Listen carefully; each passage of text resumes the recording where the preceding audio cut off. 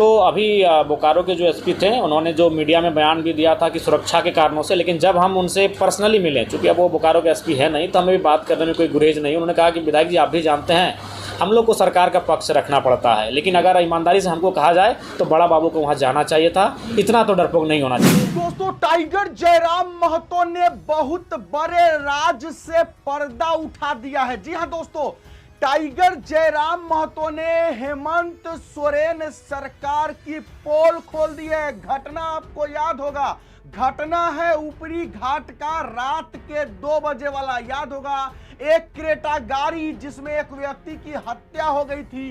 Tiger Jairam Mahato रात के 2 बजे पहुंचे थे और थाना प्रभारी को फोन भी किए थे टाइगर जयराम महतो, लेकिन थाना प्रभारी डर के मारे नहीं पहुंचे थे। उस मामले को लेकर के सबसे बड़ी खबर है और सबसे बड़ा राज टाइगर जयराम महतो ने खोला है, वो हम आपको इस वीडियो में बताने जा रहे हैं। और सिर्फ यही नहीं, बल्कि इस वीडियो में एक और सबसे बड़ी बात हम आपको बताएंगे। टाइगर जयराम महतो ने खुद कहा है कि उनके पास बहुत सारी समस्याएं आती है, लेकिन वो इकलौते विधायक है अपने पार्टी के, इसलिए वो ज्यादा कुछ कर भी नहीं पाते हैं, और ये सच भी है। खैर चलिए हम इस पर विस्तार से चर्चा करते हैं, लेकिन सबसे पहले टाइगर जयराम महतो बोल क्या रहे हैं, क्या कुछ इंटरव्यू में वो बोले हैं, पहले वो आप सुन लीजिए, उसके बाद हम विस्तार से इस पर चर्चा करेंगे। सुनिए। जिस प्रकार से हम लोग का प्रदर्शन कोयलांचल में रहा, कोल्हान में रहा, दक्षिणी छोटानागपुर के विशेषकर रांची राजधानी में हमारा जिस प्रकार से प्रदर्शन विधानसभा के चुनाव में रहा, आने वाले समय में पलामू प्रमंडल में भी हमारा प्रदर्शन वैसा रहे, यहाँ भी लोगों का समर्थन हमें वैसा ही प्राप्त हो, ताकि हम पूरे राज्य की आवाज़ को और मजबूती के साथ रख सकें। आज कोई भी लोग अगर परेशानी होती है तो निसंदेह वो डुमरी विधायक को खोजते हैं। तो हम भी कभी कभी हमें भी दुख लगता है कि हमारे पास सदन में भी बातों को रखने के लिए काफ़ी कम समय होता है, इकलौते विधायक हैं। तो इसलिए निसंदेह लोगों को जब समस्या आती है, निसंदेह वो पहला नाम जयराम महतो को याद करते हैं, लेकिन उसके लिए अगर व्यवहारिक रूप से देखा जाए, तार्किक रूप से देखा जाए, तो उसके लिए हमारे विधायकों की संख्या भी ज़्यादा होनी चाहिए। तो इसलिए हम लोग प्रयास करेंगे कि जनता की समस्याओं को हम लोग तभी ज़्यादा मजबूती से रख पाएंगे जब हमारे पास विधायकों की संख्या ज़्यादा होगी, हमारी पार्टी मजबूत होगी। तो इसलिए हमारा लक्ष्य है कि पलामू प्रमंडल में भी विशेष ध्यान केंद्रित किया जाए। भाषा विवाद एक बार फिर से पलामू में उठा है, क्या रुख होगा? देखिए, हमने शुरू से ही कहा है कि झारखंड को आप एक भाषा के समीकरण में नहीं साध सकते हैं, क्योंकि झारखंड विभिन्न कबीलाएँ, विभिन्न भौगोलिक क्षेत्र में बसाव करने वाले लोग रहते हैं यहाँ, और यहाँ विभिन्न भाषाएँ बोली जाती हैं।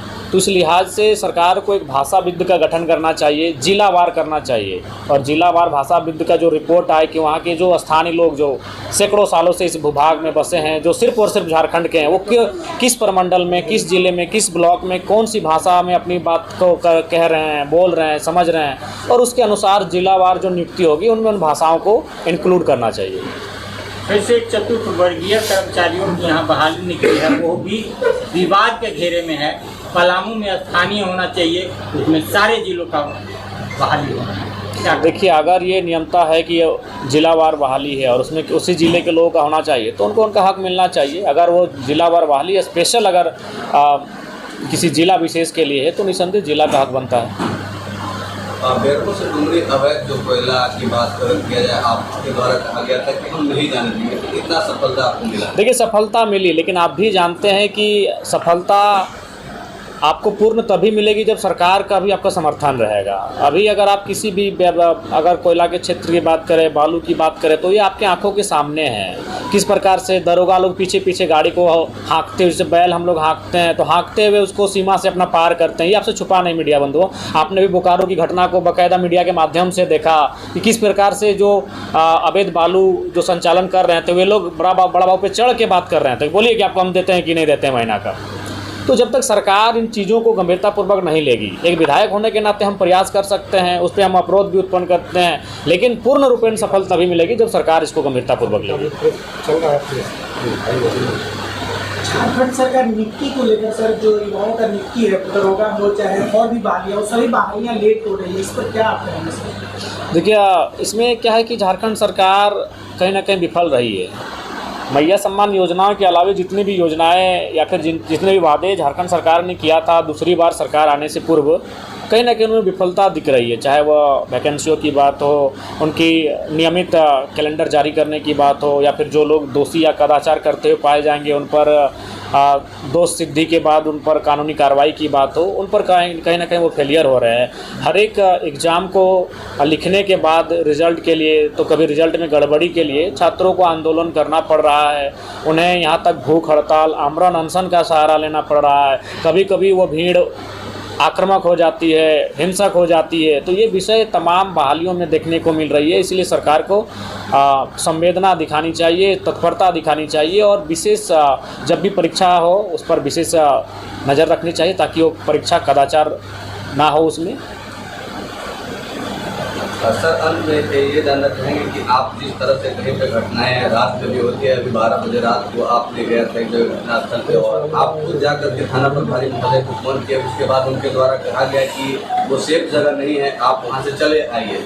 तो सर, आपकी सुरक्षा के लिए जो कि लगातार आपके पार्टी के द्वारा, कई नेताओं के द्वारा अमित शाह जी को आवेदन लिख करके दिया गया, सुरक्षा की मांग की गई, उसके अब तक क्या आप लोगों को उधर से देखिए, उस पर हमारा कोई संज्ञान नहीं है। वो हमारे पार्टी के नेता होने के नाते उनको ऐसा लगता है जी, तो उन्होंने अपने प्रयास किया है, बाकी उसमें हमारा कोई दिलचस्पी नहीं है सुरक्षा को लेकर। और जहाँ तक सवाल है उस दिन की बात, तो अभी बोकारो के जो एसपी थे उन्होंने जो मीडिया में बयान भी दिया था कि सुरक्षा के कारणों से, लेकिन जब हम उनसे पर्सनली मिले, चूँकि अब वो बोकारो के एसपी है नहीं, तो हमें भी बात करने में कोई गुरेज नहीं। उन्होंने कहा कि विधायक जी, आप भी जानते हैं हम लोग को सरकार का पक्ष रखना पड़ता है, लेकिन अगर ईमानदारी से हमको कहा जाए तो बड़ा बाबू को वहाँ जाना चाहिए था, इतना तो डरपोक नहीं होना चाहिए। एसपी महोदय हम लोग, चूँकि वो भी हमारी उम्र के हैं, हमसे 2 साल सीनियर है, 2 साल पहले वो मैट्रिक लिख के आए हैं, चूँकि अब उनका तबादला वहाँ से हो चुका है, इसीलिए बात हम ये मीडिया में कह रहे हैं। उन्होंने स्पष्ट कहा कि देखिए, मीडिया में जो बातें कहते हैं विधायक जी, उसको दिल पे मत लीजिएगा, क्योंकि हम लोग की भी बाध्यता होती है। लेकिन अगर मेरे भी बात को, मैं अगर आपकी जगह होता तो शायद बड़ा बाबू को वहाँ आना चाहिए। तो ये एसपी महोदय ने खुद कहा, हालांकि उन्होंने मीडिया में कुछ और कहा, लेकिन अब वो चूँकि बोकारो के एसपी रहे नहीं, तो इसलिए बात हम भी मीडिया में शेयर कर रहे हैं। अच्छा जयराम जी, लगातार जब जनता दरबार आप लगाते हैं तो कहीं ना कहीं इस पलामू प्रमंडल के लोग भी जो है आपकी समस्या, उनकी समस्या लेकर वहाँ पहुँचते हैं। तो आज पलामू प्रमंडल के दौरा पे हैं, क्या लगता है कि वैसे कुछ समस्या आप तक? बहुत सारी समस्या आ चुकी है जी। सुबह से ही लोग अपने आवेदन को दिए, अपनी समस्याओं को दिए, उनको हम लोगों ने अपने फाइल में रख लिया है, और जैसे ही हम कार्यक्रमों से फुर्सत हो जाएंगे उसको पढ़ेंगे और उसके बाद देखेंगे कि किस विभाग से संबंधित फाइलें हैं, उस विभाग से हम टेलीफोनिक भी बात करेंगे और अपने लेटर हेड के माध्यम से उनसे पत्राचार भी करेंगे। क्या लगता है कि जिस तरह से आज पलामू प्रमंडल का दौरा है, तो इसी तरह से हर जगह पे आप जो है जेल कैंप को एक अग्रसर रूप देने के लिए तैयार हैं कि क्या रणनीति? नहीं, निसंदेह हमने तो अभी फिलहाल, चूँकि अब ये बारिश का मौसम है, इसलिए सब लोग खेतीबाड़ी में, झारखंड खेतीबाड़ी प्रमुख राज्य है, तो फिर जैसे ही बारिश और खेतीबाड़ी का मौसम समाप्त होगा उसके बाद फिर से हम प्रत्येक सैटरडे संडे को किसी अन्य ज़िला का दौरा करेंगे, वो ज़िला जो हमारे कोयलांचल से बाहर हो। जैसे आज हम पलामू में हैं, तो हो सके अगला बार लातेहार में होंगे, अगला बार गढ़वा में होंगे, लोहरदगा में होंगे, साहिबगंज में होंगे, पाकुड़ में होंगे, दुमका में होंगे, गोड्डा में होंगे। तो इस प्रकार से प्रत्येक संडे को हमारा दौरा रहेगा विभिन्न ज़िलों में जो कोयलांचल की सीमा से बाहर आते हैं। चूँकि धनबाद, बोकारो, गिरिडीह तो हमारा रोज़ का आना जाना है, रामगढ़ तक भी हम प्रत्येक दूसरे दिन पहुँच ही जाते हैं, हजारीबाग भी तीसरा चौथा दिन हम पहुँच ही जाते हैं। तो इसके बाहर जो ज़िले हैं उन पर प्रत्येक सप्ताह हमारा एक विजिट होगा, वहाँ के कार्यकर्ताओं से मिलेंगे, वहाँ के लोगों की समस्याओं से रूबरू होंगे और अपना सार्थक प्रयास करेंगे। झारखंड विधानसभा की तरफ से आपको जो है अदर स्टेट जो है कुछ चीज़ों को सीखने के लिए भेजा गया था, उस क्या चीज़ समझ पाए जो झारखंड में अप्लाई करनी चाहिए? आपको लगता है कि वो चीज़ों में कमी है जो अन्य स्टेटों में है? देखिए, अन्य स्टेट जो हम गए हैं वहाँ जो लोकेलिटी है वो स्पष्ट है कि जो अन्य राज्यों से के लोग हैं वहाँ अगर नौकरी के लिए जाते भी, सरकारी नौकरी, जैसे मान के चलिए कोई उत्तर प्रदेश का आदमी अगर यहाँ वीडियो बन के आ जाता है, या फिर कोई अन्य पदाधिकारी या फिर कोई सरकारी नौकरी करने के लिए आ जाता है, तो निसंदेह आए, आने के लिए किसी को मना नहीं, भारत कुछ % भाई आएंगे, लेकिन वो भाड़े घर में रहेगा। जब उसका नौकरी समाप्त हो जाएगा वो तो अपना फिर जहाँ से वो आया था वहाँ चला जाएगा। ये होना भी चाहिए। जैसे हम लोग रेलवे में काम करते तो रेलवे क्वार्टर देती है, BCCL में काम करते तो BCCL क्वार्टर देती है। जब हम नौकरी को समाप्त कर देते हैं तो अपना क्वार्टर को छोड़ देते हैं, सारी सुविधाओं को छोड़ देते हैं, फिर अपना गाँव, अपनी मिट्टी वापस चले जाता है। ये होना चाहिए और ये वहाँ पर है, अरुणाचल प्रदेश में है, नागालैंड में है, आसाम, आपका मेघालय में है, सिक्किम में है, जहाँ जहाँ हम गए, ये उनका खूबसूरत नियम है कि ताकि अन्य राज्यों के लोग जाकर वहाँ बसाव करके उस राज्य को बाधित नहीं कर पाए। दोस्तों, टाइगर जयराम महतो ने जो कहा आपने शुरू में ही सुना कि उनके पास बहुत सारी समस्याएं आती है और ये बिल्कुल सच है कि पूरे झारखंड में, यहां तक कि अब तो बिहार में भी, दूसरे और प्रदेशों में भी लोगों को अगर आवश्यकता होती है, मदद की जरूरत होती है, तो लोग टाइगर जयराम महतो को ही याद करते हैं। और इसको लेकर के टाइगर जयराम महतो ने जो कहा, अपने दिल का दर्द जो सुनाया, एकदम सही उन्होंने सुनाया कि भाई वो अपने पार्टी के इकलौते विधायक है। आखिर वो इकलौते हैं, उनको विधानसभा में 1 मिनट का समय ही मिलता है, आखिर वो कितना ही कर पाएंगे। और ये बात बिल्कुल सच है। अगर टाइगर जयराम महतो की पार्टी जेएलके से कम अगर 3 से 4, कम से कम 3 से 4 विधायक भी अगर होते, तो टाइगर जयराम महतो को और मजबूती मिलती और भी अच्छे तरीके से वो विधानसभा में लोगों की समस्याओं पर आवाज बुलंद कर सकते थे। लेकिन टाइगर जयराम महतो ने जो कहा, यह बात बिल्कुल सच है। और आप लोगों को भी पता होगा कि एक अकेले टाइगर जयराम महतो क्या कर सकते हैं। पूरे विधानसभा में 80 विधायक है, एक अकेला टाइगर 80 पर भारी है। ये बात सच है, 80 पर भारी है, सबको पता है। लेकिन इनको तो 1 ही मिनट का समय मिलता है ना, तो आखिरकार ये सभी लोगों की समस्याओं को कैसे उठा सकते हैं। तो टाइगर जयराम महतो ने जो कहा, वो आपने उस चीज को सुना। अब सबसे बड़ी बात, टाइगर जयराम महतो ने सबसे बड़े राज से पर्दा उठा दिया है।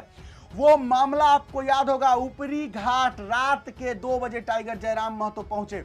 इंटरव्यू में टाइगर जयराम महतो ने साफ साफ कह दिया कि बोकारो के एसपी महोदय, हालांकि वो अभी बोकारो के एसपी नहीं है, उनका तबादला हो चुका है, ट्रांसफर हो चुका है, इसीलिए टाइगर जयराम महतो मीडिया के सामने वो बात बता रहे हैं।